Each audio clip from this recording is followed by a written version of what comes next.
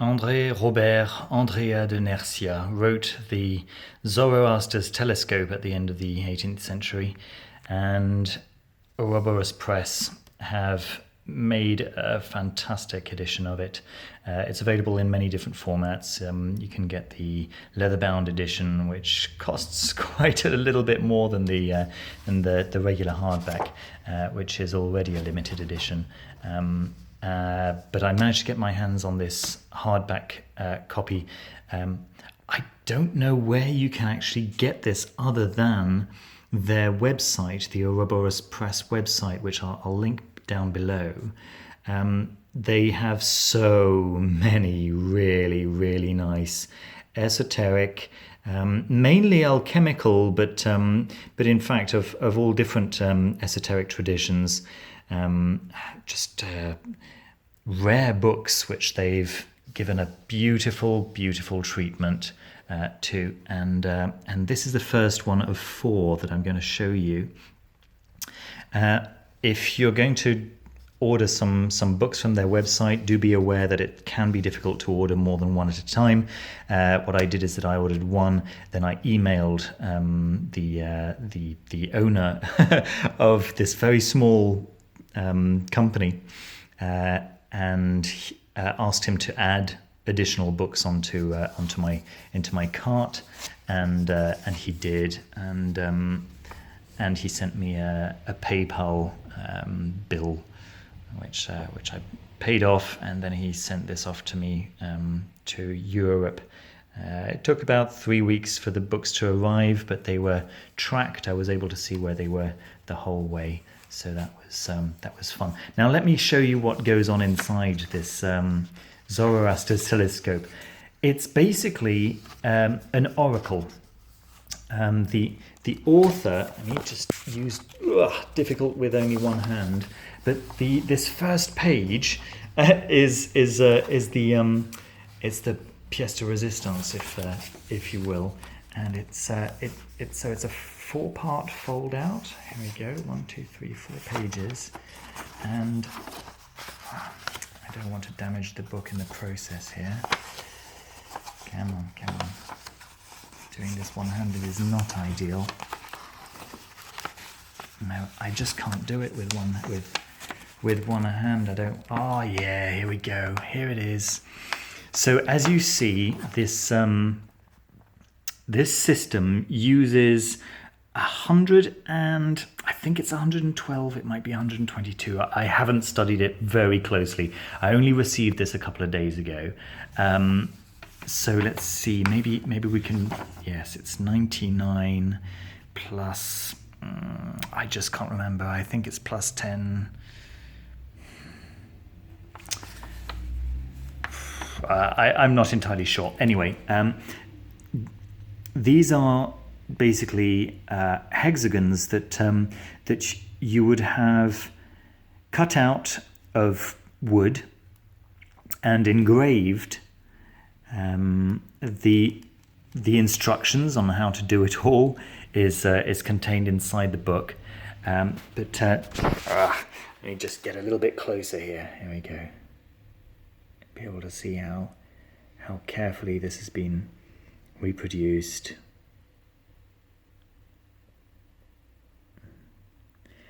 I found it fascinating the way these different planetary entities have been given names that I'd never heard of. So you have Genhelia. There are two sun and moon spirits, Genhelia, Seleno. So that's the Earth Sun and Earth Moon, and then you've got the Spirit Sun and Spirit Moon. Psychomena being the spirit moon, and Psychalia, or say the spellings just differs throughout the book. Psychalia as the spirit sun, and then you've got Adamastor as Mars, Aglae as Jupiter, Letophoro as Saturn. which is described as the most horrible thing imaginable. Panurgio as Mercury, Erosia as Venus. Now it's worth mentioning that the author completely dismisses out of hand the tarot, which he considers to be just silly nonsense for children playing at telling the future. But this is the way. So yeah. Let's have a look at his actual writings.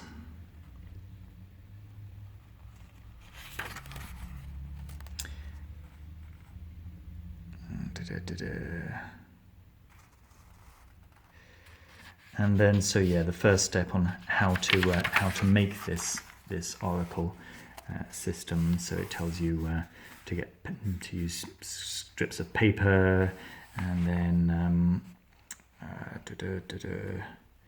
making the hexagons. 112. That's right, painted hexagons. And the whole thing has got these illustrative tables to explain exactly what's going on in the text. These are different ways of displaying the hexagons depending on how precise you want them to be, or depending on what precisely you are asking for. So you can display them in a triangle, in a small triangle by 1, 2, 3, and it shows you if you just want the first model, you just go from A to B, starting at A, and you end at B. So that's a small triangle. And if you want something slightly larger, you would go from A to C. So A through B up to C. So there we go. That would be your slightly larger triangle, and so on and so forth. So you can have it as a triangle, you can have it as a quadrangle, and you can have it as a hexagon. So again, starting in the middle and then going through A all the way around to B. That would be the first size of hexagon that you could have, and then you could continue on through all the way round through to C, and that would be a middle triangle, and so on. It's very Christian based. So you have, despite the fact that he's using planets and different names for the highest ideal entity, which is always there. You don't actually put a hexagon onto it, and then below you have the infernal entity. So this being the absolute good, and this being absolute evil, and well, yeah, it's just very interesting. It's there's a whole method of deciding exactly what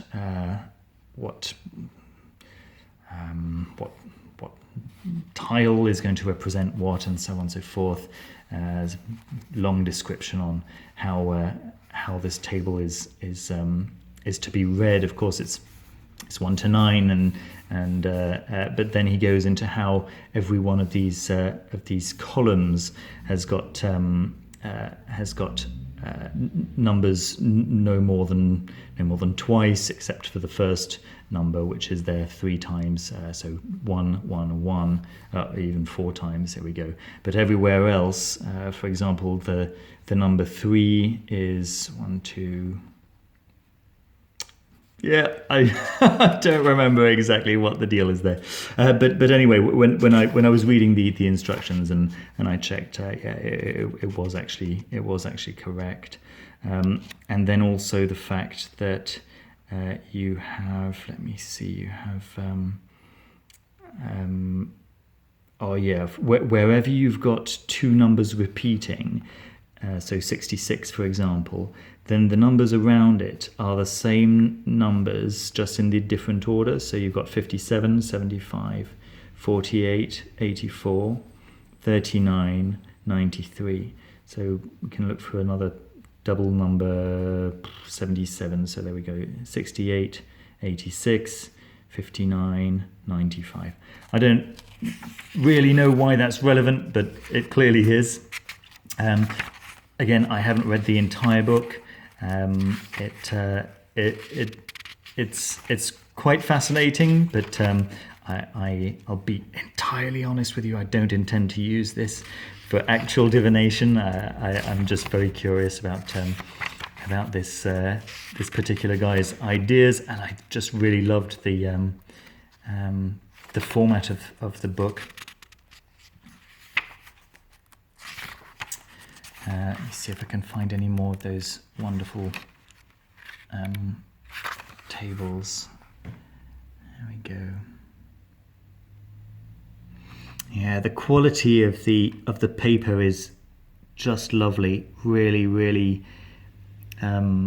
It's careful. You know, it's when you compare it to many other editions of even you know, esoteric books.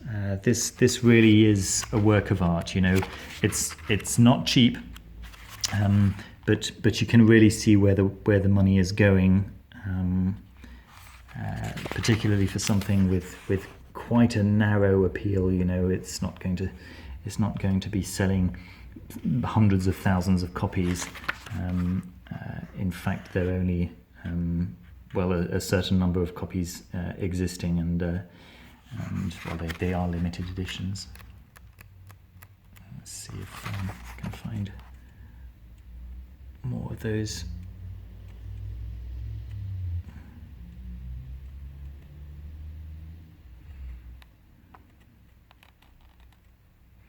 So these, I believe, were woodcut engravings originally. Yes, which were restored for this beautiful edition.